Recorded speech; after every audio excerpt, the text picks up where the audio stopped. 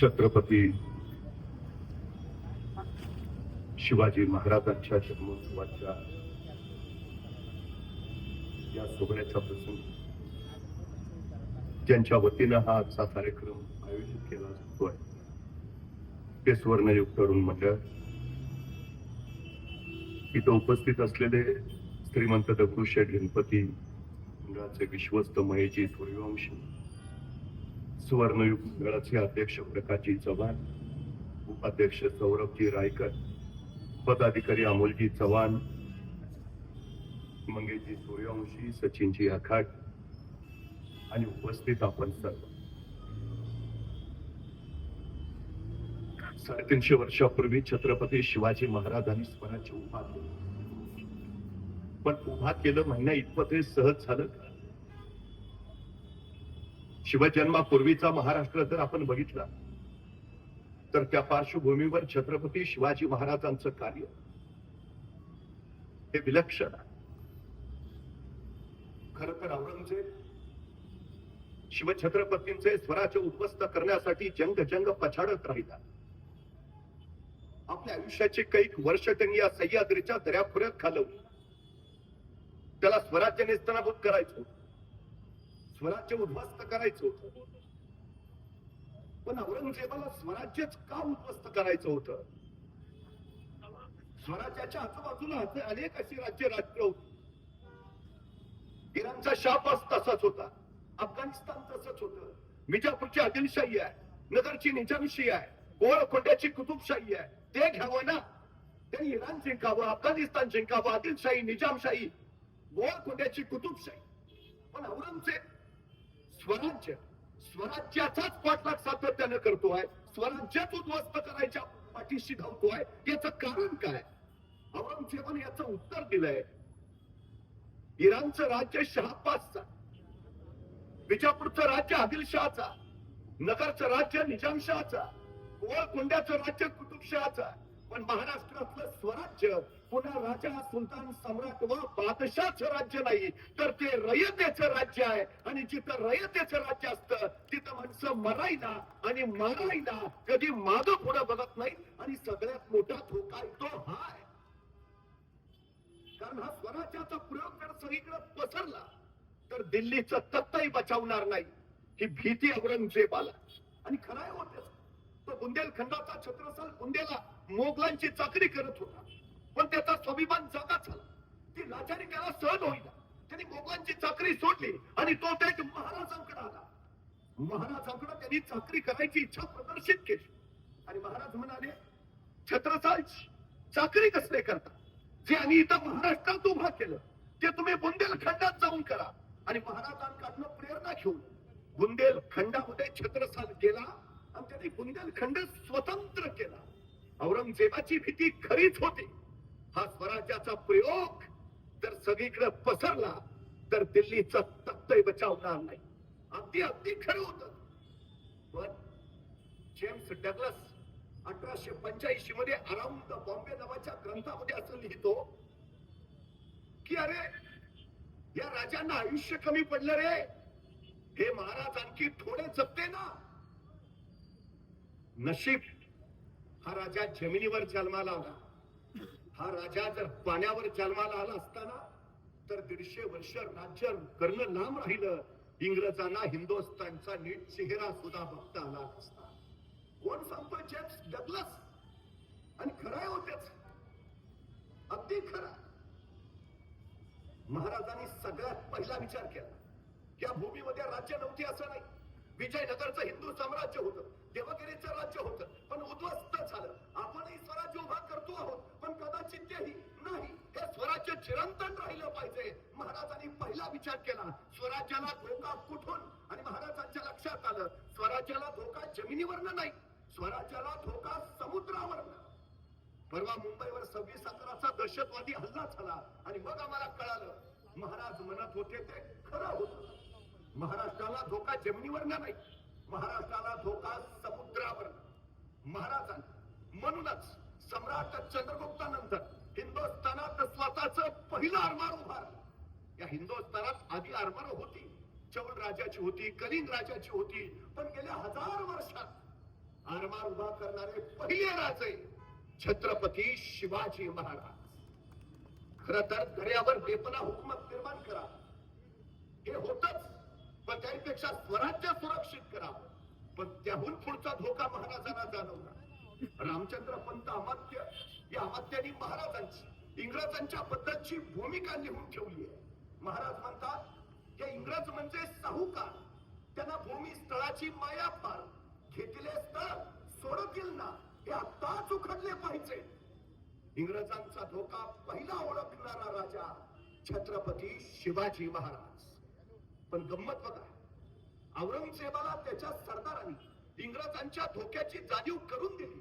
पण औरंगजेबाचं इंग्रजांबद्दल मत काय? औरंगजेब म्हणाला इंग्रज म्हणजे म्हैशीवर बसलेला मच्छर, म्हैशीनं जरा शेपटी हलवली की ते मच्छर उडून जातील. इंग्रज त्याला मच्छरासारखे वाटले. औरंगजेबाला इंग्रजांचा धोका ओळखता आलाच नाही. पण तो धोका ओळखला होता छत्रपती शिवाजी महाराजांनी. आणि त्यांनी इंग्रजांच्या विरोधातली मोहीम गतिमानच केली. महाराजांनी आरमार उभा केला. मुंबई त्यावेळी इंग्रजांकडे. मुंबई युद्ध इंग्रज जर हकलले तर या इंग्रजांना इथून बाजूला काढणं सोपं जाईल. महाराजांनी मोहीम आखली आणि महाराजांचे आरमाराचे सरदार दौलत खान आणि नागनाथ भंडारी यांना मोहीम सोपवून इंग्रज कॅप्टन हेनरी थॉर्क थळला आला. थळ म्हणजे खांदेरी अलिबागच्या जवळ आहे. आणि तिथं मराठ्यांच्या आरमाराबरोबर या इंग्रजांच्या आरमाराची तुंबळ लढाई झाली. साधे मचवे घेऊन गेलेले नागनाथ भंडारी आणि इंग्रजांचं विलक्षण आधुनिक आरमार. पण मराठे छत्रपती शिवाजी महाराजांच्या आरमाराने इंग्रजांचा पहिला पराभव केला. तुफान पराभव ही महाराजांनी केलेली सगळ्यात मोठी क्रांती होती. युरोपियन लोकांचा आपण पराभव करू शकतो हे इथल्या लोकांना पहिल्यांदा कळलं. महाराजांनी त्या इंग्रजांची 2 जहाजं त्यावेळी ताब्यात घेतली. एकाचं नाव होतं रिव्हेंज. ह्या 2 जहाजांवर 4 इंग्रज अधिकारी होते, आरमारी अधिकारी. महाराजांनी या चौघांचीही मस्तक उडवली आणि हेनरी थॉर्क त्याचंही मस्तक उडवलं. ही घटना आहे 12 सप्टेंबर 1679. 12 सप्टेंबर 1679 हेनरी थॉर्कचं गर्दन उडवल्यावर इंग्रजांचे मुंबई आता घेणं सोपं होतं. मुंबई घ्यायचीच होती महाराजांना आणि मुंबई घेतली असते तर 150 वर्ष इंग्रजांचं राज्य या हिंदुस्थानच्या भूमीवर आलंच नसतं. पण दुर्दैव 12 सप्टेंबरला खांदेरीला इंग्रजांचा पराभव आणि अवघ्या काही दिवसात म्हणजे 3 एप्रिल 1680 महाराज नाफरतीच्या मोहिमेवर निघाले. महाराजांचा मृत्यू इंग्रजांना हिंदुस्थानात पाय रोवण्यासाठी कारणीभूत झाला. नाहीतर महाराजांनी त्याच वेळी इंग्रज उखडले असते. त्याच महाराजांनी इथल्या लोकांच्या मध्ये स्वातंत्र्याचं बीज तर पेरलंच, स्वराज्य उभा करायची उर्मी प्रत्येकात निर्माण केलीच. पण त्याच वेळी महाराजांनी इथल्या लोकांना अन्याय अत्याचारापासून मुक्त केलं. आपण मुक्त करू शकतो हा आत्मविश्वास त्यांच्या ठाई दिला. नाहीतर अरबी लोक दर्यातनं कोकणात यायचे, कोकणातल्या बायका पळवायचे, भर तारवावर त्यांच्या आपण उठायचे, माणसांचे नाक कान कापायचे, माणसं पाठवून टाकायचे. आणि या उपर त्यांचा एक लक्षण व्यवसाय होता. आमची कोकणातली माणसं पळवायची आणि परदेशात नेऊन ती विकायची. माणसांना गुलाम बनवून त्यांचा व्यापार चालला होता. महाराजांना त्याचा प्रचंड संताप होता. महाराजांचं एक विलक्षण क्रांतिकार्य. माणसाने माणसांना माणसा सारखी रीत द्यावी, माणसाने माणसांना माणसांची प्रीत द्यावी. माणसाला गुलाम म्हणून विकणं हे महाराजांना कदापि मान्य नव्हतं. महाराजांनी आपल्या आरमाराला सांगितलं ते अरबी चाचे कोकणात येत आहेत, इथल्या बायका इथली माणसं पळवत आहेत. या उपर जर ते परत आले तर तुम्हास माफ करणार नाही. मराठी आरमार सज्ज झाले. दर्यासार भंडारी ही सगळी माणसं सजग होती. आणि त्याच वेळी अरबांचं गलबत कोकणात उतरली, भयान कापाकापी केली आणि ती तुफान पळत सुटली. तोपर्यंत मराठ्यांचा आरमार त्यांच्या पाठीमागे धावत राहिलं. अरबांचा पाठलाग करत राहिलं. मराठ्यांचं आरमार कुठवर गेलं? पार मस्कत पर्यंत गेलं. मस्कतला हे अरब पकडले, कैद केले. 250 अरब कैद करून महाराजांच्या सामने पेश केले गेले. महाराजांनी त्या 250 अरबांकडे बघितले आणि संतापले. महाराज, यांना आमच्या साताऱ्याच्या जवळ वासोट्याचा किल्ला आहे. महाराजांनी त्याचं नाव ठेवलं होतं व्याघ्रगड. गिर्र डोंगर दरात वाघासारखा दबा धरून बसलेला हा गड व्याघ्रगड, जिथं चिटपाखरू फिरकत नाही, दिवसा ढवळ्या सूर्य जिथं जमिनीवर पोचत नाही, असा भयान. महाराजांनी आपल्या लोकांना सांगितलं, हे 250 अरब याला कैद करा आणि वासोट्याच्या किल्ल्यावर नेऊन ठेवा आणि यांना इतकं मारा, हे फक्त मेले नाही पाहिजेत. आणि मराठे 4 महिने त्यांना मारत होते, इतके मारत होते की फक्त मरूच देत नव्हते. 2-4 दिवसातच ते अरब इतके सुजलेले की एकमेकांनाच ओळखेनात, तो आमच्यातलाच आहे का, इतके. 4 महिन्यानंतर महाराजांनी सांगितलं, आता त्या अरबांना बाहेर काढा, त्यांच्या जहाजात बसवा आणि द्या त्यांच्या देशात पाठवून. आमच्या कोंडाजींना काय कळेना. त्यांनी महाराजांना विचारलं, महाराज सोडायचं होतं तर धरलं कशाला? जाऊ द्या. बरं महाराज, जाऊ द्या रे, कोंडाजींना काय कळेना, तो आपला प्रश्नच विचारत राहिला, सोडायचं होतं तर धरलं कशाला? पण महाराजांनी त्यांना जहाजात बसून पाठवायला सांगितलं. 200 अरब त्यांच्या जहाजात बसवले, दिले पाठवून त्यांच्या देशात. पण कोंडाजीच्या डोक्यातला काही प्रश्न राहिला. त्यांनी महाराजांना परत विचारलं, महाराज सोडायचं होतं तर धरलं कशाला? आणि महाराज म्हणले, कोंडाजी, आता हे सुजलेले 200 अरब त्यांच्या देशात जातील, त्यांच्या गावात पोचतील, त्यांच्या घरापुढे उभा राहतील, दार ठोठावतील, त्यांच्या बायका दार उघडतील, दारात यांना पाहतील आणि म्हणतील, आमचे हे घरात नाहीत, नंतर या. यांच्या बायका ह्यांना ओळखायचं नाहीत कोंडाजी.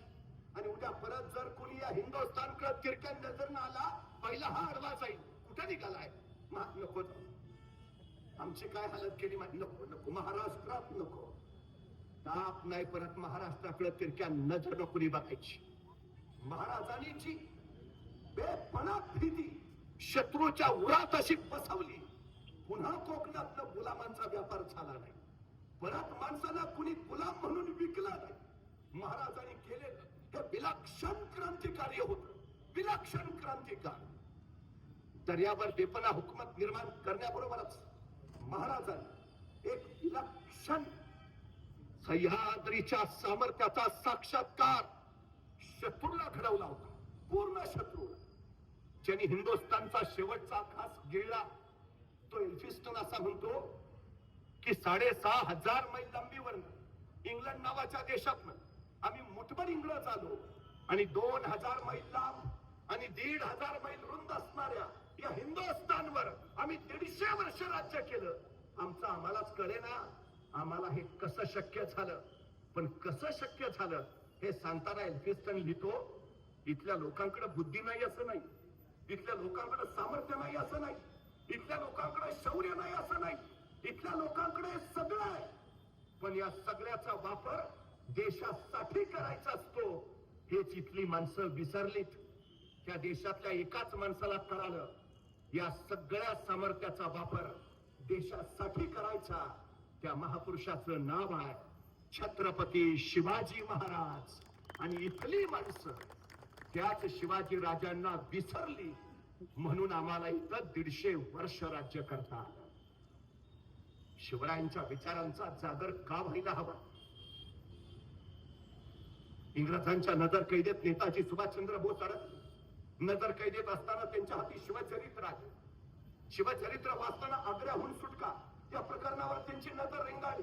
जणू त्या प्रकरणानंच त्यांना सुटकेचा मार्ग दाखवला आणि महाराजांसारखेच वेषांतर करत नेताजी देशांतर करते झाले.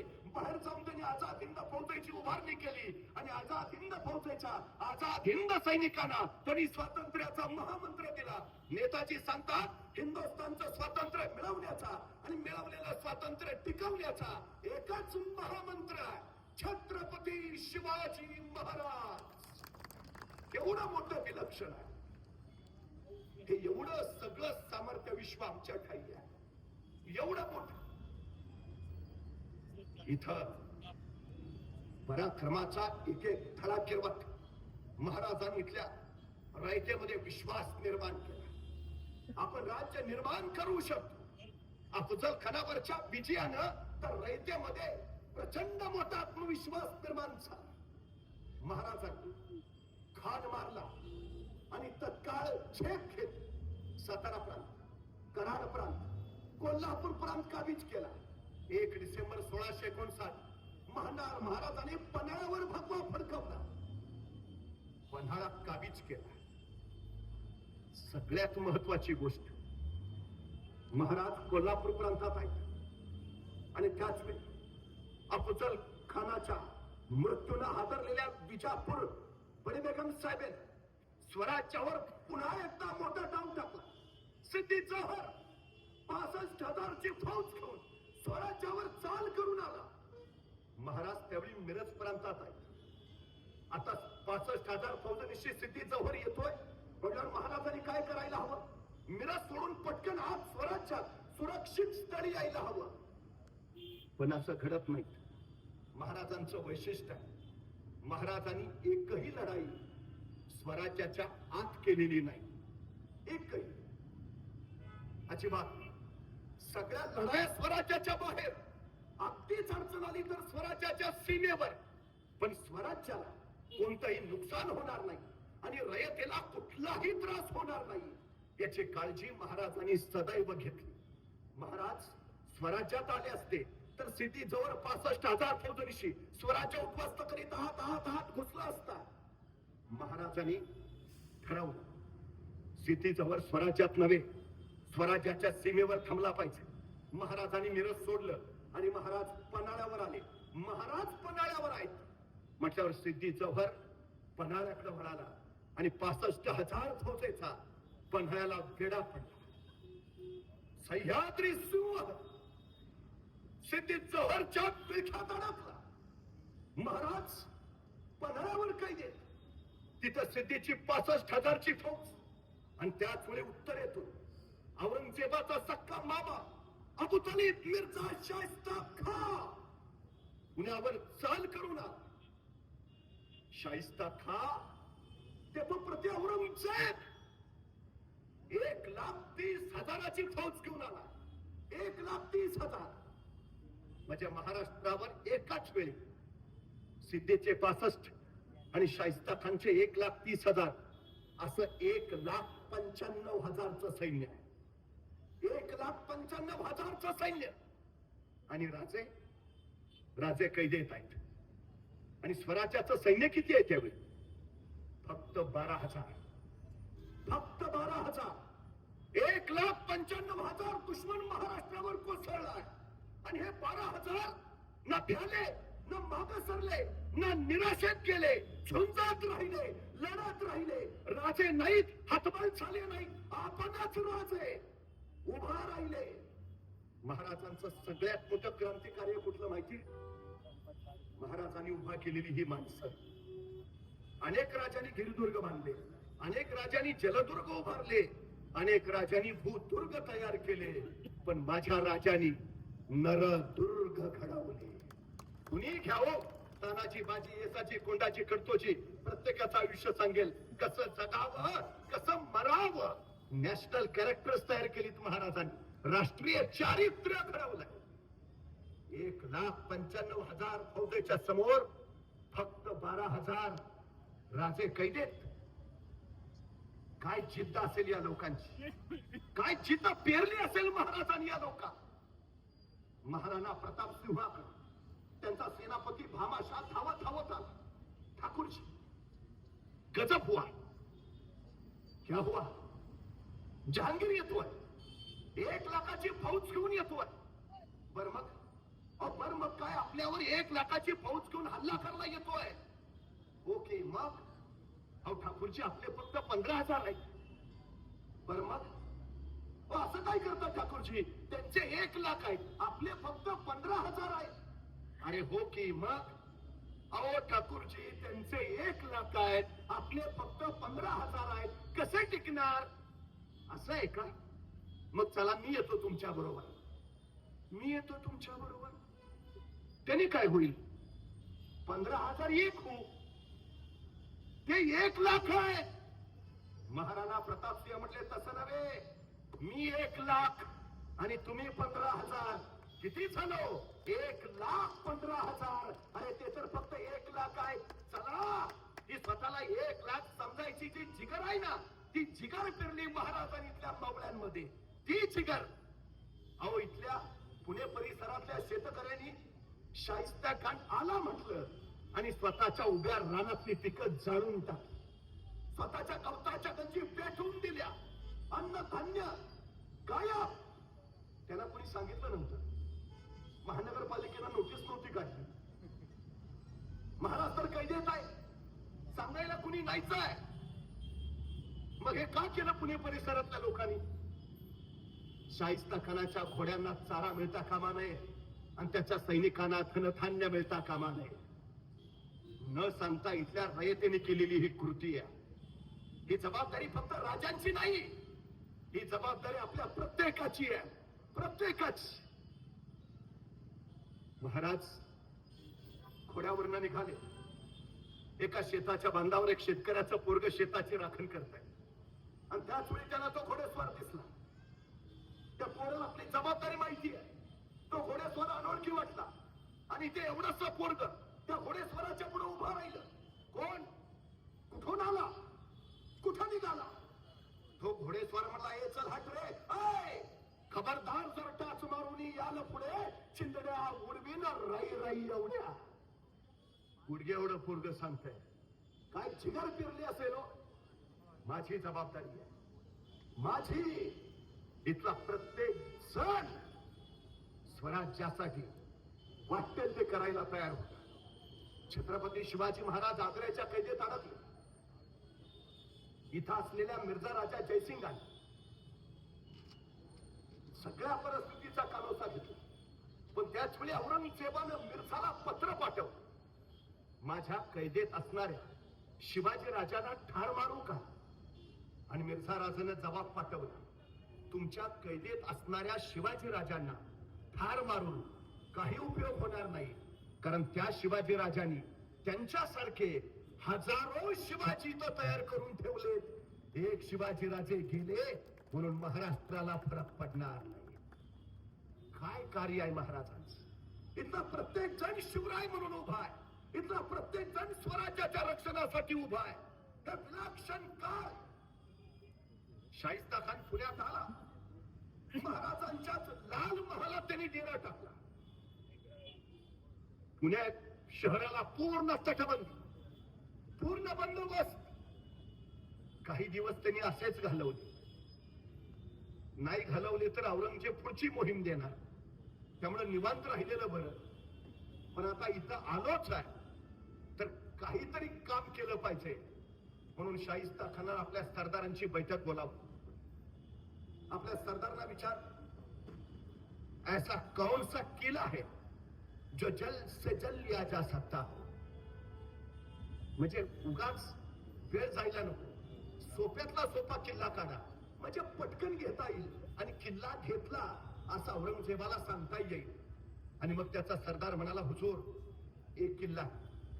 कौन सा? पुणे नाशिक मार्गावरचा, पुण्यापासून 18 मैलावर असलेला संग्रामदुर्ग. हुजूर चाकणचा किल्ला म्हणतात त्याला. भुईकोट किल्ला. मराठे कितने हैं? 300-350 होंगे हुजूर. शिबंदी ना हुजूर. बजनीत ना हुजूर. तोफे बिल्कुल ना हुजूर. तो ठीक है, वही ले लेंगे. आणि ठरलं शाहिस्ता खानाचं. अवघे 300 मावळे असलेला, तोफा बजनीत शिबंदी नसलेला चाकणचा किल्ला घ्यायचा आणि शाहिस्ता खानानं सज्जता केली. शाहिस्ता खानानं चाकणचा किल्ला घेण्यासाठी आपल्या सोबत 21,000ची फौज घेतली. आता 21,000च का हो? तो 1,30,000 सैनिक घेऊन आलाय. मग सगळंच घेऊन जायचं ना, चाकणचा किल्ला घ्यायचा. 21च का? शाहिस्ता खानानं सगळी माहिती काढली आणि त्याला असं कळलं की चाकणचा किल्ला एवढा मोठा आहे की त्यात 21,000 सैन्यानी नीट उभा राहायचं म्हटलं तरी जागा पुरायची नाही. अहो एवढासा छोटासा किल्ला, अवघे 300 मावळे, आणि तो जिंकायला हा निघालाय 21,000ची फौज घेऊन. आणि बघता बघता 21,000 फौजांशी शाहिस्ता खान चाकणला पोहोचला. चाकणला शाहिस्ता खानाच्या 21,000 फौजेचा वेढा पडला. 300 मावळे आणि चाकणचा किल्लेदार आहे फिरंगोजी नरसाळा. त्यांनी हा मोगलांचा सेना सागर येताना बघितला. आता दुसऱ्या कुणी असता तर म्हटला असता चलो भागो, डिपॉझिट पण राहणार नाही. पण परण हे मराठ्यांच्या रक्तात नाही, अजिबातच नाही. हा फिरंगोज आपल्या 300 मावळ्यांशी पुढची सज्जता करत राहिला. शाहिस्ता खानाचा वेढा पडला. त्याला वाटलं होतं किल्ला सहज घेता येईल. पण कधी गेलात तुम्ही चाकणला तर बघून या. भुईकोट किल्ला आहे. किल्ल्याच्या चारही बाजूनी पाण्याचा खोल खंदक आहे. त्यावेळी मगरी, साप वगैरे जनावर किल्ल्यात आत जाणं शक्यच नाही. आत बाहेर करायचं असेल तर त्या खंदकावर ब्रिज टाकावा लागायचा आणि मग त्या ब्रिजवर आत बाहेर. शाहिस्ता खानाचा वेढा पडला आणि मराठ्यांनी तो खंदकावरचा ब्रिज उचलून आत घेतला. आता कुणी आत येऊ शकत नाही. शाहिस्ता खान पोहोचला खरा, पण किल्ल्यात जाताच येईना. प्रत्यक्ष लढाईच होणार नाही. शाहिस्ता खान पुढच्या आठवड्यात परत आपल्या सरदारांची बैठक बोलावली. क्या किया जाए? ये मराठे खुद सामने नहीं आते, हमें अंदर नहीं आने देते. तो सामने ही नहीं आएंगे तो लड़ेंगे कैसे, और लड़े ही नहीं तो जीतेंगे कैसे? क्या किया जाए? तरबियत खान नावाचा तोफखाना प्रमुख होता शाहिस्ता खानाचा. तो म्हणला हुजूर सीधा गोलाबारी चालू करेंगे, तोपमारा शुरू करेंगे, आधे घंटे का काम है, किला कब्जे में आ जाएगा. आणि पटलं शाहिस्ता खानाला. सही बात, तरबियत तयारी करो, कल सुबह तोपमारा शुरू करेंगे. आणि ठरलं उद्या सकाळी तोपमारा चालू करायचा. तरबियत खान तयारीला लागला. त्या रात्री शाहिस्ता खान निवांत झोपला. म्हणला आता कटकट नाही, आता येतोय उद्या किल्ला ताब्यात. सगळी छावणी गाढ निद्रा दिली आणि बरोबर त्याच रात्री 100 मराठे अलगद बाहेर पडले. त्या खंदकावर ब्रिज टाकला आणि सरळ शाहिस्ता खानाच्या छावणीत सपासप कत्तल चालू झाली. आक्रोश किंकाळ्या हरवल्या, रक्ताच्या चळकटावर त्यांचा प्रतंचकच यातनांचा तंदळ उडाला. शाहिस्ता खान धडपडून जागा झाला. क्या हुआ? छापा हुजूर, कौन थे? मराठे हुजूर, कहां गए? निकल गए हुजूर. वैतागला शाहिस्ता खान. शक्कुन रात छापा हमारे डेरे पर, तरबियत तोफे लगाओ. आता रात्रीच्या 2:30 वाजलेत. तरबियत म्हणला हुजूर अभी तोफे लगाएंगे तो गोले सीधे हम पे ही बरसेंगे, सुबह तक राह देखते हैं. सरपडला शाहिस्ता खान. पण दुसऱ्या दिवशी सकाळी 6 वाजता शाहिस्ता खान शाही हत्तीच्या अंबारीत बसला. तरबियत खानानं सगळ्या तोफा किल्ल्याच्या दिशेने तोंड करून ठेवल्या. दारुगोळा ठसून भरला, वातन बाहेर काढली. आता शाहिस्ता खानाची इशारा झाली की तोफमारा चालू, आणि शाहिस्ता खानाची इशारा झाली. तरबियत खान पुढे झाला आणि तोफेला वातन पेटवणार. त्याचवेळी किल्ल्यावरनं आवाज आला, धडाम तुम. एक तोफेचा गोळा सुसू करत येतोय त्यांच्याच दिशेनं. तसा तरबियत खान कडला, तोफे पीछे लो, तोफे पीछे लो. त्या शाहिस्ता खानला कळायचं बंद झालं. क्या क्या क्या हुआ? हुजूर मराठों ने गोलाबारी चालू कर दी है, आगे रहेंगे तो उनके गोले सीधे हम पे बरसेंगे, पीछे आएंगे हमारे गोले उन तक नहीं पहुंचेंगे. तो खाना नाकामयाब हुजूर. त्या शाहिस्ता खानाला काही कळेच नाही. त्यांनी विचारलं, अरे पण मराठ्यांकडे तोफा नव्हत्या ना? तोफा नव्हत्या मराठ्यांकडे. मग तसा तरबियत खान म्हटला, हुजूर मराठ्यांकडे तोफा नव्हत्या पण डोकं तर होतं. मतलब मराठ्यांनी लाकडाच्या तोफा तयार केल्या, त्याला आत्म जनावराचं कातडं लावलंय. हुजूर त्यांची एक तोफ आपल्या 10 तोफेला भारी आहे.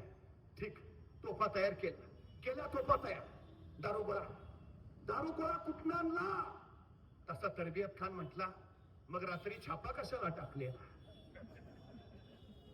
आपलाच दारुगोळा आहे हुजूर. मराठे परिस्थितीवर लढत नाही बसले, मराठे परिस्थितीशी लढत राहिले. ते उगाच आतासारखं नाही हो. आता ते काय नाही, आमची परिस्थिती नव्हती हो, तू गप. मला भयान राग येतो असल्या माणसांचा. आमची परिस्थिती नव्हती हो. परिस्थिती माणसाला घडवती नाही आणि परिस्थिती माणसाला बिघडवती नाही. माणूसच परिस्थिती घडवतो आणि माणूसच परिस्थिती बिघडवतो. उगाच की हल्ली कोणीतरी आम्ही गरीब आहे ना, चांगला आहे ना, श्रीमंत व्हायला तुला मिळालेली सर्वोत्तम संधी आहे. नाही, मला जरा बुद्धी कमीच आहे. उत्तम. विद्वान व्हायला तुला मिळालेली सर्वोत्तम संधी आहे. कारण कसली सांगता? स्वतःच्या कमतरताना बलस्थान बनवा आणि त्या बलस्थानाच्या बळावर स्वतःच्या कर्तृत्वाचा ध्वज फडकवा. हे सांगितलं छत्रपती शिवाजी महाराजांनी. महाराजांनी सगळ्यात मोठं काय केलं असेल तर इथल्या मावळ्यांच्या उरात जो आत्मविश्वास पेरला ना, त्याला तोड नाही, तोडच नाही. त्यांच्या शब्दकोशात अशक्य हा शब्दच नाही. कारण सांगणं प्रकारच नाही. कारण देणारी माणसं कधी यशस्वी होत नाहीत आणि यशस्वी होणारी माणसं कधी कारण सांगत नाहीत. शिवचरित्रात तुम्हाला कुणीही कारण देताना दिसणार नाही. अजिबात नाही, अजिबात नाही. त्या शाहिस्ता करायचे 21,000 फौज फिरंगोची असं नाही. अरे कसं काय करणार आता, आपले तर 300च आहेत. नाही ना, विषयच नाही. आत्मविश्वास एकदा निर्माण झाला ना की तो आत्मविश्वास मग दृष्टिकोन घडवतो. त्याला मी ऍटिट्यूड असं म्हणतो. ऍटिट्यूड जो आत्मविश्वासातनं जन्माला येतो. ऍटिट्यूड सुद्धा 4 प्रकारचे असतात. समाजात तुम्ही जर माणसं बघितली तर या 4 प्रकारची माणसं तुम्हाला दिसतील. त्यातला पहिला प्रकार आहे झिरो ऍटिट्यूड. म्हणजे एखाद्याला तुम्ही काही सांगा त्याचं उत्तर ठरलेलं असतं, नाही जमणार. काही सांगा, नाही जमणारच नाही. बरं त्याला नाही जमणार म्हटलं ठीक आहे, तो म्हणतो नाही कोणालाच जमणार नाही, शक्यच नाही. हे झिरो ऍटिट्यूड. काही सांगा याला जमणारच नाही. मी कायम गोष्ट सांगतो, एखाद्या गावाचा विकास करायचा असेल, समाजाचा विकास करायचा असेल, 4 गोष्टी फार महत्वाच्या. पहिली गोष्ट, ज्याच्याकडे पैसा आहे त्यांनी पैसा द्यावा. दुसरी गोष्ट, ज्याच्याकडे वेळ आहे त्यांनी वेळ द्यावा. तिसरी गोष्ट, ज्याच्याकडे कष्ट आहे त्यांनी कष्ट द्यावे. आणि चौथी गोष्ट, ज्याच्याकडे या तिन्हीपैकी काहीच नाही त्यांनी किमान गप राहावे. अडचण पहिल्या ठिकाणची नसते, वळवळ ज्याच्याकडे काय नाही त्याची जास्त. चळवळ मुडीत काढायला कायम पुढे. हे झिरो ऍटिट्यूड. काही सांगा जमणारच नाही. याच्या नंतरचा दुसरा प्रकार आहे लोअर ऍटिट्यूड. यांना काही सांगा त्यांचं ठरलंय, नाही नाही मला नाही जमणार. पण एक पॉझिटिव्ह गोष्ट काय, हे म्हणतात तुला जमेल, तू कर, तुला जमेल. एखाद्याला म्हटलं चल ना जरा चांगला अभ्यास करून नोकरी मिळू, मर्सिडीज गाडी बिडी घेऊ. नाही घे ना, तू घे, मी बसेन तुझ्या गाडीत, पण मला नाही जमणार. हे लोअर ऍटिट्यूड. तू कर. म्हणजे आपण एखाद्याला म्हटलं ना चल ना आज मंडळाच्या शिवजयंतीचा कार्यक्रम आहे, काहीतरी करूया, तुम तो करूया की, पण मी एकटा येऊन काय करणार, बाकीचे नकोत का? मग आपण त्याला तिथंच सोडतो, बाकीचे गोळा करून आणतो. गोळा करून झाल्यावर मग त्याच्याकडे येतो, चल आलेत बाकीचे. तो म्हणतो मग आहेत ना बाकीचे, मी नाही आला म्हणून काय होतंय. हा लोअर ऍटिट्यूड. तुम्ही करा. तिसरा प्रकार जो याच्यातला आहे तो आहे ऍव्हरेज ऍटिट्यूड. म्हणजे ते जमेलच म्हणत नाहीत पण नाही पण म्हणत नाहीत. नाही करू ना, प्रयत्न करायला काय हरकत आहे, करू करू प्रयत्न जरूर करू, पण खात्री नाही आहे. आणि शेवटचा जो प्रकार आहे तो आहे चॅम्पियन्स ऍटिट्यूड. ज्यांच्या शब्दकोशात अशक्य शब्दच नाही, त्यांना काही सांगा त्यांचं उत्तर ठरलंय, आय कॅन, मी करेन, आय कांट म्हणतच नाही. ती महाराजांनी जी माणसं तयार केलीत ना ती या 4थ्या प्रकारातली आहे. Champions attitude. आय कॅन, करेन. मग तुमच्याकडे काय आहे काही नाही विचार करत नाहीत होती. मला एका प्रश्नाचं उत्तर द्या. जंगलातला सगळ्यात उंच प्राणी कोण? जिराफ. जंगलातला सगळ्यात वेगवान प्राणी कोण? चित्ता. जंगलातला सगळ्यात हुशार प्राणी कोण? कोल्हा. आणि जंगलातला सगळ्यात ताकदवान प्राणी कोण? हत्ती. आणि जंगलचा राजा कोण? सिंह. का? सिंह राजा का? तो जिराफासारखा उंच नाही, चित्त्यासारखा वेगवान नाही, हत्तीसारखा ताकदवान नाही, कोल्ह्यासारखा हुशार नाही, मग सिंह राजा का? कुणीतरी सिंहाला विचारतं तू राजा का? सिंह म्हणतो मला वाटतं म्हणून. हे जे वाटणं आहे ना तो चॅम्पियन्स ऍटिट्यूड. आमचा फिरंगोची तो चॅम्पियन्स ऍटिट्यूड घेऊन उभा आहे. किती आहेत? 21,000. चल, आय कॅन, मी करेन, करेन. तोफा नाकामयाब, 2 आठवडे झाले शाहिस्ता खानला काही सुचेना. ते आत येऊ देणार, तोफा चालेनात. आता करायचं काय? त्यांनी बसवली बैठक परत. आता अशी एखादी बैठक असली की हमखास त्याच्यात एखादं तिरकं असतं, ते तिसरंच काहीतरी सांगतो. आता समोरासमोर लढता येईना, तोफा चालेना, करावं काय? शाहिस्ता खानने विचारलं, क्या किया जाय? नेमकं एक तिरकं उठलं. म्हणला, हुजूर, जमिनीवरनं तर किल्ला जिंकणं शक्यच नाही. फिर जमिनी खालून प्रयत्न केला तर? आता त्यांनी सांगितलं चेष्टे, शाहिस्ता खाननं घेतलं सिरियस. सही बात बोला, ऐसा ही करेंगे. आणि खरंच होतो, चाकणचा किल्ला जमिनीवरनं घेणं शक्यच नाही. त्यांनी चेष्टेने सांगितलेली केलेली गंमत शाहिस्ता खाननं गांभीर्याने घेतली आणि त्याला कळालं असंच काहीतरी करावं लागेल. त्यानं आपल्या सोबत्यांना सोबत घेतलं आणि एक नियोजनपूर्वक डाव आखला. चाकणच्या किल्ल्याच्या आग्नेयेचा बुरुज, त्या बुरुजापासूनच जिकडं त्याची छावणी पडली होती, बरोबर त्या बुरुजाच्या समोर त्याने प्रचंड मोठा शामियाना उभा केला. प्रचंड मोठा शामियाना. ठरलं होतं असं की इथून भुयार काढायचं आणि ते जमिनी खालून थेट त्या बुरुजाच्या खाली नाहीच, तिथं सुरुंग पेरायचा आणि तो सुरुंग सरळ उडवायचा. स्फोट झाला की तो सगळा बुरुज खणकात पडेल. खणकात दगडा मातीचा ढीग होईल आणि आपोआप रस्ता तयार होईल. सरळ आत घुसायचं, आतले कापायचे आणि किल्ला फतेह करायचा. विलक्षण योजना बनवली शाहिस्ता खानाने आणि सुरुवात 21 जून 1660 ला शाहिस्ता खानचा वेढा पडला. पहिले 20-30 दिवस असेच गेले आणि सुरुवात झाली. किल्ल्याच्या आग्नेयच्या बुरुजाच्या बरोबर समोर एका बलाढ्य शामियानात भुयार काढायला सुरुवात झाली. बरे सोपं काम आहे का? भुयार काढत जमिनी खाल्लं हे निघाले आणि मध्येच एखादा मोठा खडक लागला. मग असं म्हणायचं का चला डावीकडं, परत खडक लागला, नाही घ्या उजवीकडं. काळा पत्थर, पुढे जाताच येणार नाही, भयान कठीण काम आहे. बरं त्याच्यापेक्षा धोका, पुढं 35 फूट खोल पाण्याचा खंदक आहे. हे भुयार काढत जातील, सरळ खणकात पडतील आणि खणकातलं पाणी सरळ भुयारात आउट. या शाहिस्ता खानानं इतकी योजना आखली की ते भुयार अत्यंत व्यवस्थितपणे काढत ते आत निघाले. 35 फूट खोल खंदक वर राहिला, पाणी वर राहिलं आणि त्याच्या खालून त्यांनी भुयार काढलं आणि आग्नेयच्या बुरुजापर्यंत पोहोचवलं. रंगोजी नरसाळ आणि 300 मराठे यांना तसूभर सुद्धा चाहूल नाही. मृत्यू आपल्या पायाखालनं चालत येतोय, अजिबात नाही. भुयाराचं काम पूर्ण झालं.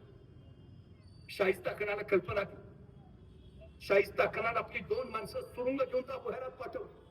आग्नेयच्या बुरुजाखाली सुरुंग पेरला गेला. 14 ऑगस्ट 1660 रात्रीचे 1:30 वाजले आणि शाहिस्ता खान सज्ज झाला. हत्तीच्या अंबारीत बसला आणि त्यांनी सांगितलं आता काही क्षणात या आग्नेयच्या बुरुजाखाली स्फोट होईल. स्फोट झाला की सगळी दगड मातीत खणकात पडतील, खिंडार तयार होईल. त्या खिंडीत नाक घुसायचं. 1000 सैन्य त्यांनी त्या खिंडीच्या तोंडाशीच ठेवलं. स्फोट झाला की सरळ हात आणि आपले कापायचे आणि गडाचा मुख्य दरवाजा उघडायचा. सगळीच सज्जता झाली. 2 वाजले, माणसं हात घुसली. पेरलेल्या सुरुंगाची वातान त्यांनी पेटवली आणि तोय तोय तोय तोय तोय करत आवाज झाला आणि प्रचंड मोठा स्फोट. धडाम धूम. त्या आग्नेयच्या पुत्रावर असलेले मराठे त्या ढिगाऱ्याखाली काढले गेले. तोफा जमिनीत काढल्या आणि त्या खणकात मातीचा ढिगार तयार झाला. शाहिस्ता खानाचं 1000 सैन्य तयारच होतं. सरकन घुसलं, पण फिरंगोचे नरसाळा आणि उरलेलं 250 सैन्य बघता बघता त्या दिशेने झेपावले. दोन्ही हातात शमशिरी घेतल्या आणि फिरंगोचे झुंजत राहिला. जणू काल भैरवाचं तांडव चालू झालं. टिपरी वाजावी तशी तलवार बाजू लागली. 1000 सैन्य मराठे झुंजत राहिले, बेफाम झुंजत राहिले. शाहिस्ता खानाला वाटलेलं 50 तर इथंच गाठलेत, उरले 250. 1000 पाठवतोय, तासाभरात खुर्दा होईल. पण पहाटेचे 4 वाजले, 5 वाजले, 6 वाजले. ते 1000ही बाहेर येईनात आणि दुसरी काही कल्पनाही मिळेना. 7 वाजले. सूर्य लखला की तू जाडला आणि समोरचं दृश्य शाहिस्ता खानानं बघितलं आणि तो अचंबित झाला. 250 मराठ्यांनी 650 मोगलांचा खुर्दा पाडलेला आणि उरलेले 200-250 बेहोरात पडलेले. 250 मावळे काय चिंता असेल, रात्रभर झुंजत राहतात. अखेर शाहिस्ता खान आणखी ताज्या दाबाची 1000 फौज तिथून पाठवली आणि प्रपात आत कोसळावा तसं ते शाहिस्ता खानाचं 1000 सैन्य आत घुसलं. तिरंगाजी दोन्ही हातात समशेर घेऊन लढत राहिला, बेफाम झुंजत राहिला, बेफाम. तोच कुणीतरी महादरवाजाजवळ पोहोचला आणि त्यांनी चाकणचा महादरवाजा उघडला. हत्तीच्या अंबारीत बसलेला शाहिस्ता खान आज ते कदम आत आला. त्यांनी पाहिलं फिरंगोजी दोन्ही हातात समशेर घेऊन झुंजतोय. त्याचं ते आरसपाणी शौर्य चकित झाला शाहिस्ता खान. काय बहादुरी, काय बहादुरी. त्या शाहिस्ता खानाचा चित्रसेन नावाचा सरदार होता. शाहिस्ता खानानं त्याला सांगितलं, जा चित्रसेन जा, युद्ध थांबव थांबव. त्या लढत्या सरदारला सांग किल्ला मी घेतलाच आहे, उगा मरतोच कशाला, या आमच्याकडं बादशाह जागीर देते. शाहिस्ता खानाचा हा निरोप घेऊन चित्रसेन जिथं फिरंगोचे चुलताय तिथपर्यंत आला. रोको रोको जंग रोको, नवाब का हुकुम है, जंग रोको. सगळ्या मोगल मागच सर. फिरंगोजीची भिरभिरती समशेर शांतच आहे आणि चित्रसेन त्याला म्हणाला, नवाब साहेबांनी सांगितलंय ते तुझ्या पराक्रमावर बेपनाह खुश आहे. अरे पण किल्ला आम्ही घेतलाच आहे, तू फुकट मरावस असं त्यांना वाटत नाही. तू आमच्याकडे ये, मोठी जागीर मिळेल आणि कडाडला फिरंगोची माझ्या राजानं काय कमी केलंय पण येऊ तुझ्याकडं. मराठे तुटतील पण फुटतील कुठले हात. तोपर्यंत शाहिस्ता खान जवळ आला होता. शाहिस्ता खानला फिरंगोजीचं मन कळलं आणि शाहिस्ता खान म्हणाला, आम्ही खुश आहे तुझ्या बहादुरीवर. बिनखोरचा तुला इथून जे जे घेऊन जायचं आहे ते सगळं घेऊन जा. माझा कुठलाच सरदार तुला अडवणार नाही, सैनिक रोखणार नाही, जा. बिनखोरचा 50 दिवस अवघ्या 300 मावळ्यांनिशी घर झुंजवलेला फिरंगोजी भरल्या डोळ्यांनी आणि भरल्या काळजानं निघाला. आपल्या मेल्या सैनिकांची प्रेत त्याने केली, जखमी सैनिक सोबत घेतले आणि फडफडणारा तो भगवा ध्वज हाती घेऊन चढ पावलाने फिरंगोजी तिथून बाहेर पडला. फिरंगोजी बाहेर पडला आणि मग शाहिस्ता खानने एकदा तो संग्राम दुर्ग नीट निहाळला आणि चाकणचा किल्ला बघितल्यावर शाहिस्ता खानला काही कळेच ना. त्याला प्रश्न पडला, रात्रभर मराठे लढतायत, रात्रभर काही खर्च पडले, काही जखमी झाले, केवळ काही सलामत. हे इतकं कशासाठी लढताय, का लढताय? या किल्ल्यासाठी. काय आहे या किल्ल्यात? 4 भिंताड आणि 2 बुरुज, याच्यासाठी लढतायत मराठे. शाहिस्ता खानाला कळालं, मराठे 4 भिंताड आणि 2 बुरुजासाठी नव्हे तर त्या बुरुजावर फडफडणाऱ्या भगव्यासाठी लढत होते. तो भगवा प्रभू श्री रामचंद्रांचा, तो भगवा भगवान श्रीकृष्णांचा, तो भगवा शौर्याचा, त्यागाचा, पराक्रमाचा, तो भगवा अस्मितेचा, स्वाभिमानाचा, तो भगवा आमच्या संस्कृतीचा. हे राखलं पाहिजे, हे रक्षलं पाहिजे. यासाठी जीवावर उदार होणाऱ्यांची मांदियाळी महाराजांनी उभा केली. ती माणसं लढतायत, ती त्यासाठी लढतायत, त्यासाठी. काय विलक्षण असेल ही चिंता, किती विलक्षण.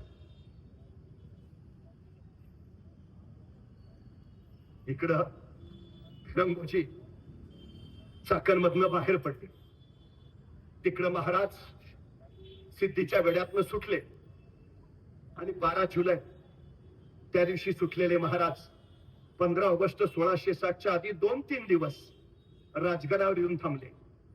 15 ऑगस्ट 1607 ला सकाळी चाकणच्या किल्ल्यातून बाहेर पडलेला फिरंगोजी महाराजांना राजगडला भेटायला गेला.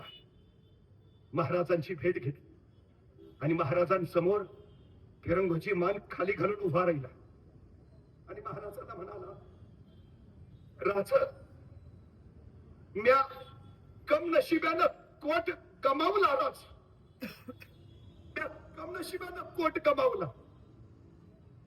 सगळी जबाबदारी स्वतःवर घेतली. त्याला जेवढे प्रयत्न करता येत होते फिरंगोजीनं सगळे प्रयत्न केले, पण फिरंगोजी सगळं स्वतःवर घेतलं. म्या कम नशिब्यानं कोट कमावला. राज, फिरंगोजी असं नाही म्हणत. मग त्याने रातोरात पाकिटं वाटली. आपण काय करणार, तुम्हाला सांगत होतो, तुम्ही काय ऐकलं नाही. त्यांचे 21,000 आपले 300, कसं काय जुळेल का? जेवढं जमलं तेवढं केलं, झालं नाही ना. महाराजांनी हे असला स्वार्थी विचारच नाही केलेला. फिरंगोजी काय सांगतायत, म्या कम नशिबानं कोट कमावला. राज, म्या कम नशिबानं. राजा ताडकन उठले, फिरंगोजीच्या जवळ गेले, कडकडून मिठी मारली. फिरंगोजी, कोण बहादुरी दाखवली तुम्ही, कोण बहादुरी. आम्ही कदर करतो तुमच्या या शौर्याची, तुमच्या लोकांच्या शौर्याची. वा, पण तरी फिरंगोजी सांगतोय, नाही राज, पण या कमनशिबाने कोट कमावला राज. आणि मग तेव्हा फिरंगोजीच्या पाठीवर थाप टाकत राजे सांगताय, फिरंगोजी, फार दिलास नका लावून घेऊ. शाहिस्ता खा तो तर 2 दिवसाचा पाहुणा. आज आहे, उद्या निघून जाईल. जाताना काय किल्ला बरोबर घेऊन जाईल. आपण परवा परत घेऊ. काळजी कसली करता? आपल्या सैनिकांचा आत्मविश्वास वाढवण्याची पद्धत काय महाराजांची? महाराज चिडत नाही की तुमची जबाबदारी होती, तुम्ही बघायचं होतं, कारण नका सांगू, नाही बोलले ना महाराज. महाराज काय सांगताय, फार फिकीर करू नका फिरंगोजी. शाहिस्ता खा तो तर 2 दिवसाचा पाहुणा. आज आहे, उद्या निघून जाईल. जाताना काय किल्ला बरोबर घेऊन जाईल. आपण परवा परत घेऊ. आपल्या सैनिकांचा आत्मविश्वास विलक्षण पद्धतीने महाराज वाढवायचे. महाराजांकडे विलक्षण शस्त्र आहे, जीभ नावाच. महाराज रसाळ आणि मधाळ बोलायचे. चालता चालता महाराज एखाद्याच्या खांद्यावर हात टाकायचे. ज्याच्या खांद्यावर राजांचा हात पडला आणि ज्याच्या कानात राजांचे शब्द, तो माणूस मेला तरी फक्त शिवाजी राजांचाच बनून राहायचा. काय विलक्षण असेल, काय विलक्षण असेल. महाराजांनी या अपार जिद्दीची ही जी माणसं घडवलीत ना, ते महाराजांचा अफलातून क्रांतिकारी. अफलातून मातीसाठी मरणारी माणसं, विलक्षण विलक्षण. हे सगळ्यात मोठं क्रांतिकारी आहे महाराज, सगळ्यात. महाराजांनी राज्याचं नव्हे, राज्य म्हणजे नुसत्या भूभागाला आम्ही राज्य म्हणत नाही. राज्य म्हणजे नुसत्या सीमा नव्हे, राज्य म्हणजे संस्कृती. महाराजांनी या संस्कृतीचं रक्षण केलं. काय असेल तुम्हाला माहितीये, 1646 ते 1680 महाराजांचा हा 35 वर्षाचा कालखंड प्रचंड धामधुमीचा. लढाया, संघर्ष, स्वराज्य विस्तार, मरणांतिक संकट, या सगळ्यांमध्ये महाराजांना महाराष्ट्राचं सांस्कृतिक विश्व समृद्ध करायला कितीचा वेळ मिळाला असेल. पण तुम्हाला माहितीये, 1700 ते 1818 म्हणजे इंग्रज येण्यापर्यंत या महाराष्ट्रात किती ग्रंथ निर्माण झाले. महाराजांच्या नंतर 1700 ते 1818 118 वर्षात किती ग्रंथ निर्माण झाली? एकही नाही, एकही नाही. आणि 1646 ते 1700 महाराष्ट्रात किती ग्रंथ निर्माण झाले? प्रचंड, अफाट अफाट. म्हणजे या सगळ्या धावपळीत महाराज विद्येकडे लक्ष देत आहेत, महाराज कलेकडे लक्ष देत आहेत, महाराज विज्ञानाकडे लक्ष देत आहेत. हो, सिंदखेड राजा बुलढाणा जिल्ह्यातला, तिथला संघर्षण सगळं कळे. महाराजांनी ज्याला सांगितलं ग्रंथ लिही, त्यांनी शिवचरित्रावर उत्तम ग्रंथ लिहिलाय, गनिमी काव्यावर उत्तम ग्रंथ लिहिलाय. या संकर्षण सकळ कळेल. आपण आता बाकीच्या गोष्टी चर्चा करतो. ग्रहगोल शास्त्रावर महाराजांनी कर्ण कौस्तुभ नावाचा ग्रंथ लिहून घेतलाय, बाळशास्त्री संगमेश्वरकर यांच्याकडून. ग्रहगोल शास्त्रावर मराठीतला पहिला भाषा शुद्धीचा ग्रंथ महाराजांनी तयार केला. त्याला मी राज व्यवहार कोश म्हणतो. अमात्य बोलू रघुनाथ नामा करूची राज व्यवहार कोश. रघुनाथ पंडितांनी तो तयार करून घेतलाय. प्रत्यक्षात पंडित धुंडीराज व्यासानी तो तयार केला. परमानंद गोविंद नेवासकर ग्रंथ लिहायला सांगितले महाराज. महाराजांच्या पदरी होते, लिहिले, असंख्य ग्रंथ लिहिले. अहो गागा भट्ट आले तिथं. महाराज काय सांगतात गागा भट्टांना, आलाच आहात तर ग्रंथ लिहा. गागा भट्टांनी समय नाही, शिवार्कोदय आणि शिवराज्याभिषेक प्रयोग हे 3 ग्रंथ लिहिले तिथं आल्यावर. आणि त्याच्याही पेक्षा महाराजांनी रायगडावर एक विवेक सभा उभारली आहे. विवेक सभा, डिबेटिंग क्लब आताच्या भाषेत. देशोदेशीचे जे विद्वान यायचे, महाराज त्यांच्याशी तिथं चर्चा करत बसायचे. आणि इथं महाराज गागा भट्टांना सांगताय, आद्य शंकराचार्य, मंडन मिश्र आणि कुमारील भट्ट यांचा अद्वैतावर जो वादविवाद झालाय त्याची संहिता तयार करायची राहिली आहे. गागा भट्टजी तेवढी तयार करून घ्या. महाराज फक्त समशेरी तोफा याच्यात अडकलेले नाहीये. त्यांना शंकराचार्य माहिती आहे, त्यांचं ज्ञान माहिती आहे, तत्वज्ञान माहिती आहे, विचार माहिती आहे, आद्य मंडन मिश्र माहिती आहे, कुमारील भट्ट माहिती आहे. वाद झालाय, काय झालंय, संचित काय निघालंय, पुढच्या पिढीपर्यंत गेलं पाहिजे. लिहा लिहा. अहो संभाजी राजांसाठी महाराजांनी एका संस्कृत पंडिताची नेमणूक केली, उमाजी पंडित. संस्कृत, स्वतः शिवाजी महाराजांना संस्कृत येत आहे, शहाजी राजांना तर 8 भाषा येत आहे. ते संस्कृत मधनं शब्दकोडी घालताय. जयराम पिंड्या नावाचा त्यांच्या पदरी आहे. राधा माधव विलास चंपू 12 भाषात ग्रंथ लिहिलाय त्यांनी, 12 भाषा. आणि शतचंद्र नवस्तलम हे घोडं घालतायत शहाजीराजे संस्कृत मधनं त्या जयराम पिंडेला. शिक्षणाकडे केवढं लक्ष आहे. संभाजी राजांना किती भाषा शिकवाव्या? 1 2 3 4 5 6 7 8 9 10 11 12 13 14 15 16 येत आहे. संस्कृत मधनं बोलतायत. गागा भट्टांनी लिहून ठेवलंय, संभाजी महाराज आणि गागा भट्ट यांचा संवाद संस्कृत मधून चालायचा. समय नाही नावाचा आपला ग्रंथ गागा भट्टांनी संभाजी राजांना अर्पण केलाय. उत्तम काव्य करतायत संभाजी महाराज. संस्कृत पाली ब्रजभाषेतनं ग्रंथ लिहिलेत. राजकारणावरचा बुधभूषणम, नायिका भेद, नखशिका, अध्यात्माची चर्चा करणारा 7 शतक लिहिलेत संभाजी महाराजांनी. शहाजी राजांचे पुत्र व्यंकोजी राजे, त्यांना सगळ्या भाषा येत आहेत. त्यांची एक सून आहे दीपाऊ साहेब, उत्तम कविता करते, त्यांचा काव्य संग्रह आता सापडला. कोयाजी राजे, शहाजी राजाचे दुसरे पुत्र, उत्तम कथक, उत्तम नृत्य करतायत. सुसंस्कृत आहे. राज्य तलवारीच्या बरावर वाढवता येत नाही, राज्य बुद्धीच्या जोरावर वाढवता येत. कला विद्या सगळ्याची जोपासना केली महाराजांनी, सगळ्याची. हे साधन नव्हे, साधन नाही. प्रचंड विलक्षण काम महाराजांनी केले.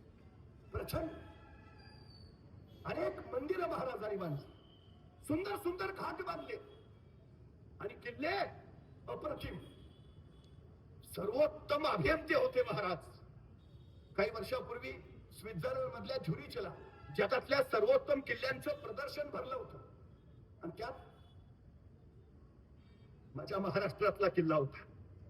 महाराज 16 वर्षाचे होते त्यावेळी बांधायला सुरुवात झाली आणि महाराज 26 वर्षाचे झाले त्यावेळी तो बांधून पूर्ण झाला. Rajgad, the best castle and forts in world. महाराष्ट्रातला राजगड झुरिच मध्ये काय विलक्षण असेल. 1646 ला महाराजांनी तोरणा घेतला, समोर राजगड दिसला. आता घेतला तर तो बेवसाव आहे, म्हणजे घ्यायचा तर बांधला पाहिजे, बांधायचा तर पैसे पाहिजेत. होते कुठे महाराजांकडे. मग महाराज असं म्हटले का, आता घेतला राजगड तर बांधला पाहिजे, बांधायचा तर पैसे हवेत, आहेत कुठं आपल्याकडं, मग कशाला घ्या, बघू पैसे आल्यावर. थांबले का महाराज? नाही, घेऊन तर टाकू ना, पुढचं पुढं. आणि त्याच वेळी महाराजांना तोरण्यावर सोन्याच्या मोहरांनी भरलेले 7 हंडे सापडले आणि त्या संपत्तीतनं महाराजांनी राजगड उभारला. जगातला सर्वोत्तम किल्ला राजगड. महाराज सांगतायत सुरुवात करा, सुरुवात करा. आई जगदंबा आशीर्वाद घेऊन आपल्या पाठीशी उभा राहते. पोचतो कोण? जो सुरुवात करतो तो. जो सुरुवातच करत नाही पोचेल कसा? मावळत्या वेळेला मी रस्त्याने चाललो होतो, एका डोंगराच्या पायथ्याला एक सदग्रस्त उभा होता. त्याला विचारलं, म्हटलं का थांबलाय? म्हटलं नाही, डोंगरावर जायचंय. म्हटलं जा ना मग. नाही, अंधार आहे ना. मग मी माझ्या हातातला कंदील त्याला दिला. म्हटलं जा आता. मी घरी निघून आलो. दुसऱ्या दिवशी पहाटे 5 वाजता मी तिथूनच निघालेलो. त्या डोंगराच्या पायथ्याला तो सदग्रस्त तसाच. मी म्हटलं अरे वा, जाऊन आला वाटतं. तो म्हटला नाही, गेलोच नाही. म्हटलं का? अंधार आहे ना. अरे तुला रात्री कंदील दिला होता ना. हो दिला होता ना, पण त्याचा उजेड फक्त माझ्या पायापुरताच पडतोय. मला किती लांब जायचंय? अरे भल्या माणसा, तू चालायला सुरुवात तर कर. उजेड आपोआप तुझ्या पावला बरोबर येत जाईल. सुरुवात तर. महाराजांनी काय सांगितलं? 1670 साली महाराजांनी प्रबळगड घेतला आणि प्रबळगडाची पाहणी करायला महाराज पालखीत बसून प्रबळगडावर निघाले. मोगलांच्या विरोधातली झुंज चालू झालेली. मोगलांची फौज लाखोची, महाराजांची 20,000. महाराज असं म्हटले का त्यांची 1,00,000, आपली 20,000. कसे काय लढणार? मग त्यापेक्षा आपली लाखभर करू आणि मग लढू. नाही, 20 तर 20, सुरुवात तर करू. केली सुरुवात. प्रबळगड त्याच वेळी घेतला. महाराज पालखीत बसून प्रबळगडावर निघाले आणि प्रबळगडाच्या एका मार्गावरनं महाराजांची पालखी जात असतानाच महाराजांच्या शेल्याचं टोक तिथल्या बोरीच्या झाडाच्या फांदीच्या काट्यात अडकलं आणि महाराजांना ताण बसला. तसे महाराज सोबत त्यांना म्हणाले, पालखी थांबवा. पालखी थांबली आणि महाराज सोबत त्यांना सांगू लागले, हे बोरीचे झाड आम्हाला पुढे जाण्यापासून अडवते आहे. हे बोरीचे झाड आमच्या पुढे जाण्यावर आक्षेप घेते आहे. हे बोरीचे झाड आम्हाला काही सांगू पाहते आहे. इथे काहीतरी आहे आहे आहे. खणा. माणसं कामाला लागली. बोरीच्या झाडाजवळ खणायला सुरुवात झाली. 5-6 फूट गेली. दगडी भिंत सापडली. उकरली. 27 घागरी आणि 4 कढया इतकं सोनं महाराजांना तिथं सापडलं आणि त्या संपत्तीतनं महाराजांनी शस्त्रसज्ज सैन्य उभा केलं. मोगलांच्या विरोधातला लढा तीव्र. महाराज सांगताय तुम्ही सुरुवात करा, सगळी सृष्टी तुमच्या सहकार्याला उभा राहते. केवढं विलक्षण काम, केवढं विलक्षण. महाराज रोजच्या रोज आपल्या संपूर्ण राज्याच्या इत्यंभूत बातम्या आपल्या हिराणकरवी मिळवित होते. महाराजांना एक बातमी मिळाली, गोव्यामध्ये आसपासचे नाईक पुंडगिरी करतायत, रयतेला छळतायत, त्रास देत आहेत. आणि त्याच वेळी महाराजांना आणखीन एक बातमी मिळाली, गोव्याच्या व्हाईसराईनं बिजराईनं असा फतवा काढलाय की जो बारदेशात राहतोय, गोव्याचे 3 भाग पडतात, एक बारदेश, एक तिसवाडी आणि एक साष्टी. त्यातला बारदेश, तिथं गोव्याच्या व्हाईसराईनं असा फतवा काढलेला की ज्याला बारदेश मध्ये राहायचंय तिथं तोच राहील जो रोमन कॅथोलिक ख्रिश्चन असेल. बाकी बारदेशात कुणी राहणार नाही. आणि यासाठी तिथल्या लोकांना त्यांनी 1 महिन्याची मुदत दिली. आता याचा अर्थ सरळ सरळ काय होता? जे रोमन कॅथोलिक ख्रिश्चन नाहीत त्यांनी बारदेश सोडावा. म्हणजे आपली जमीन जुमला जायदाद संपत्ती घर सगळं सोडायचं आणि तिथून बाहेर पडायचं. नाहीतर दुसरा ख्रिश्चन व्हायचं आणि तिथंच राहायचं. महाराजांना याही गोष्टीची कल्पना आणि महाराजांनी तडक गोव्याची मोहीम काढली. बारदेशवर हल्ला केला. नायकांच्या पुंडगिरीचा बंदोबस्त केलाच. पण महाराजांनी तिथल्याच एका गावातल्या पादऱ्यांना आणि सगळ्या गावकऱ्यांना बोलावण्यात आलं. सगळे गावकरी आले. महाराजांनी माहिती घेतली. ते 4 पादरी त्यांना विचारलं, तुमच्या व्हाईसराईनं म्हणे असा फतवा काढलाय? पादरी म्हणले हो, जो आमच्या भूमीत राहतो तो आमच्याच नियमाप्रमाणे वागला पाहिजे, त्याने आमचाच धर्म पाळला पाहिजे. महाराज म्हटले, मग आता या क्षणी तुम्ही माझ्या भूमीत आहात, तुम्ही माझा धर्म स्वीकारा. पादरी म्हणले असं कसं? का? तुमच्या भूमीत राहतो म्हणून तुमचा धर्म स्वीकारायचा. मग तुम्ही आता माझ्या भूमीत आहात, तुम्ही माझा धर्म स्वीकारा. असं कसं? तत्काळ महाराजांनी आदेश दिला आणि 4ही पादरांची मस्तक छाटली. प्रत्येकानं आपापल्या धर्मानुसार वागा, जुलूम जबरदस्ती नको. महाराजांनी प्रत्येक धर्माचा आदर केला, प्रत्येक. पण जे जबरदस्ती करतायत तेही सहन नाही केलं. महाराजांचं सगळ्यात मोठं क्रांतिकार्य कुठलं माहितीये? महाराजांचा मिर्झा राजांबरोबर तह झाला. 5,000ची मनसबदारी महाराजांना मिळाली आणि मिर्झांनी महाराजांना जबाबदारी दिली. विजापूरच्या पन्हाळ्यावर हल्ला करायची महाराजांनी योजना तयार केली. योजनेनुसार 2,000 सैनिक महाराज भल्या पहाटे पन्हाळ्यावर हल्ला करतील आणि बरोबर 10 वाजता नेताजी पालकर उरलेली 3,000ची फौज घेऊन महाराजांना मिळतील. ताज्या दमानं आलेलं सैन्य त्यांचा खुर्दा उडवेल. नियोजनानुसार महाराज 2,000 फौजनिशी पहाटे 5 वाजता पन्हाळ्यावर कोसळले. निद्रिस्त फौज सपासप आपली जाऊ लागली.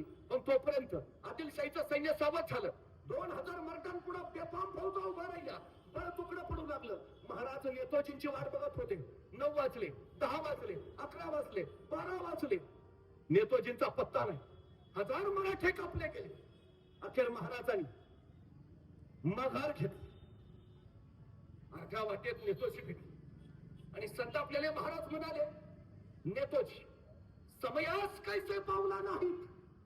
तुम्ही तर सिपाहीगिरी केली, ही सेनापतीगिरी कुठली. आणि संतापलेल्या महाराजांनी नेताजींना पडथार पकडले. नेताजी तिथून गेले ते थेट विजापूरशाहीकडे चाकरीला.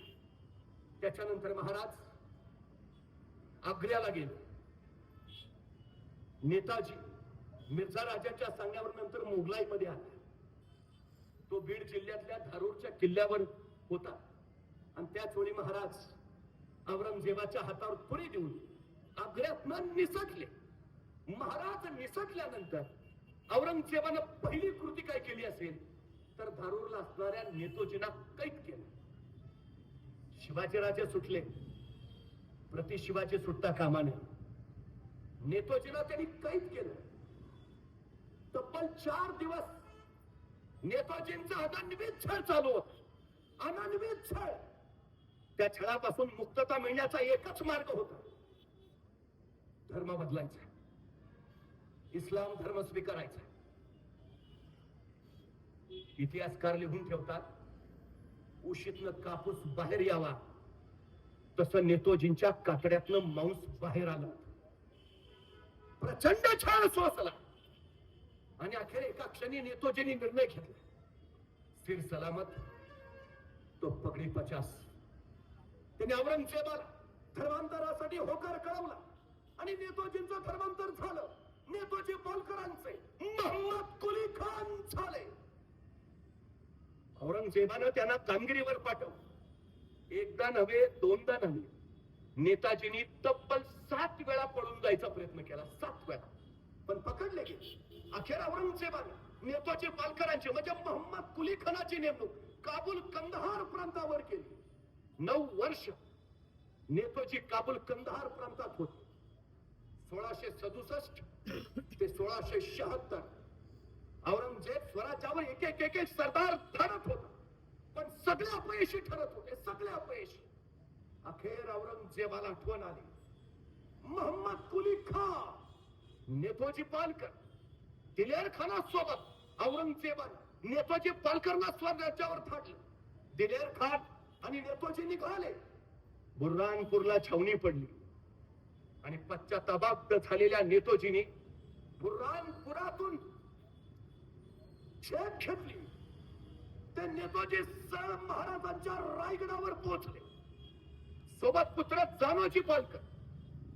आता नेताजी पालकर रायगडावर पोहोचले खरे, पण रायगड पूर्ण बदललाय, सगळंच बदललंय. 1674 ला महाराजांचा राज्याभिषेक झाला. महाराज आता छत्रपती झाले. माणसं बदलली, पहाऱ्या बदलले. पण हा नेताजी दाढी वाढलेला, पठाणी घातलेला, आता कुणाला ओळखायचा विषयच नव्हता. तो रायगडाच्या महाद्वारात आला आणि पहारेकरांनी विचारलं, कोण?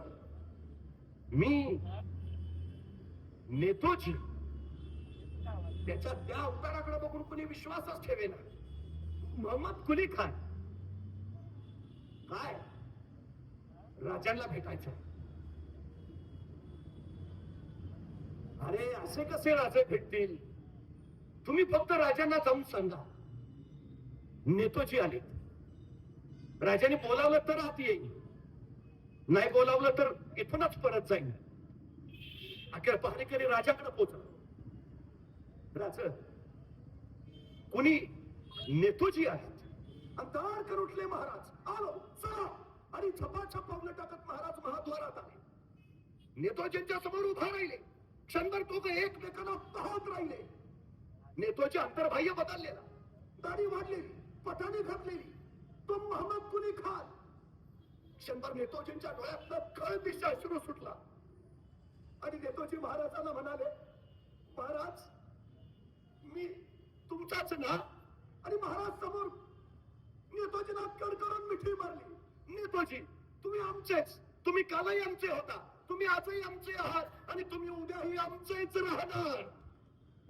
काय विलक्षण असेल. महाराजांनी नेतोजींना आत आणलं. नेतोजी म्हणाले, महाराज पर मी ह्यो असा आता मोहम्मद कुली खान. महाराजांच्या लक्षात आणि महाराजांनी तत्काळ नेतोजी पालकरांना विधिवत पुन्हा हिंदू धर्मात घेतले. पुन्हा विलक्षण क्रांतिकारी आहे, विलक्षण. नेतोजी परत आले, पण तरी पण एकदा बाटलाय म्हटल्यावर आपल्या जकडं जरा. नेतोजींना काळजी होती, महाराजांनी मला घेतलं धर्मात परत, पण माझ्या जानोजीचं लग्न कसं होईल, माझ्या जानोजीला मुलगी कोण देईल, जो मुस्लिम झालाय. पण आतल्या आत त्याची चलबिचल चालू होती. आणि एके दिवशी भर दरबार महाराजांनी नेतोजींना विचारलं, नेतोजी आमच्या कन्या कमळाचा तुमच्या जानोजींसाठी करून घ्याल. नेतोजी नामचे नाम महाराज. ओ नेतोजी आमच्या कन्या कमळाचा तुमच्या जानोजींसाठी करून घ्याल. नेतोजींना याच्यापेक्षा दुसरं मोठं भाग्य कुठलं. महाराज असं नाही म्हटले, आता माहितीये त्यांनाही अडचण कळते, मग आपल्या सरदारांना असं नाही, बघा आपल्या भाव घेतलाय, बघा कोण देतय का. स्वतः मी इतरांना का सांगू, महाराजांनी स्वतःची कन्या दिली. केवढं मोठं परिवर्तनाचं पाऊल आहे हे. क्रांतिकारी आहे महाराजांचं, विलक्षण. असं एकही क्षेत्र नाही ज्या क्षेत्रामध्ये महाराजांनी सर्वोच्च कार्य केलं नाही, अजिबात नाही. समाजकारण, अर्थकारण, राजकारण, सगळ्या क्षेत्रामध्ये सर्वोच्च कार्य छत्रपती शिवाजी महाराज. मी जाणीवपूर्वक विधान करतो, छत्रपती शिवाजी महाराज हे 17व्या शतकातले आंतरराष्ट्रीय कीर्तीचे सेनापती आहेत. आंतरराष्ट्रीय जगात तुलना नाही. आपल्या 50 वर्षाच्या कारकिर्दीत महाराजांपुढे जेवढे शत्रू आले, फक्त 2 भारतीय आहेत, उरलेले सगळे परकीय आहेत. सगळे महाराजांनी त्या साऱ्यांचा पराभव केलाय, साऱ्यांचा पराभव. सिद्दी जव्हर सरवत खा, सिद्दी अब्दुल्ला खा, सिद्दी सेबुल खा महाराजांकडनं पराभूत. ॲबिसिनियन्स आहेत, पठाण आहेत, बेहलोल खान पठाण, सिकंदर चित्र खान पठाण पराभूत महाराजांकडे. दाऊद खान कुरेशी अरब आहे, पराभूत. दिलेर खा पराभूत. इथं उंबरखिंडी जाऊ, ज्याला शिवाजी राजांनी कोंडून मारला, तो कारतलब खा, उझबेकिस्तान म्हणजे आताच्या रशियाचा आहे, पराभूत. महाराजांकडनं तो पराभूत झाला. राजकारणात आणि रणांगणात परत त्याचं नावच दिसलं नाही. इथं अबू तालिब मिर्झा शाहिस्ता खा नवाब आहे, तुर्कस्तानचा नवाब, पराभूत. कैक इराणी आहेत, कैक मंगोलियन आहेत, पराभूत. इंग्रज, डच, फ्रेंच, पोर्तुगीज पराभूत. तत्कालीन काळातले जगातले सगळे सर्वोच्च योद्धे महाराजांनी असे पराभूत केले की पुन्हा ते मैदानावर दिसले नाहीत. 17व्या शतकातील आंतरराष्ट्रीय कीर्तीचे सेनापती छत्रपती शिवाजी महाराज. त्या शिवछत्रपतींचा जागर सातत्यानं घडत राहावा आणि त्या विचारांवर आपली पुढची वाटचाल व्हावी अशी अपेक्षा व्यक्त करतो. सुवर्णयुग तरुण मंडळाचं, त्यांच्या सगळ्या संचालकांचं मनपूर्वक आभार व्यक्त करतो. थांबतो.